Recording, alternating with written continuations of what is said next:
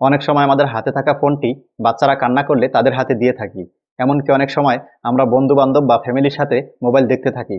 ঠিক সেই মুহূর্তে আমাদের মোবাইলের ডিসপ্লেতে খারাপ কোনো ভিডিও বা কনটেন্ট চলে আসে। তখন কিন্তু আমাদের খুব লজ্জা পেতে হয়। তাহলে আমরা আজকে এমন একটি ট্রিক শিখব, যেটা করলে আমাদের মোবাইলের ডিসপ্লেতে খারাপ কোনো ভিডিও বা কনটেন্ট এমনকি ছবি কখনোই আসবে না।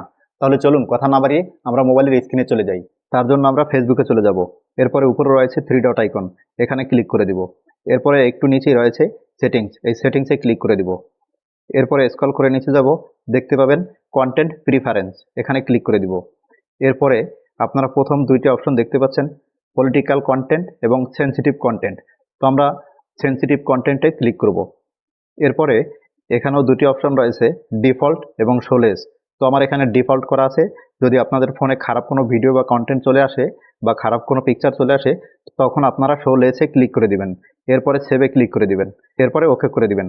তাহলেই আপনাদের কাজ শেষ। এখন আপনাদের ফোন যত ইউজ করবেন আর কখনো সেক্সুয়াল বা খারাপ কোনো ভিডিও কন্টেন্ট আসবে না।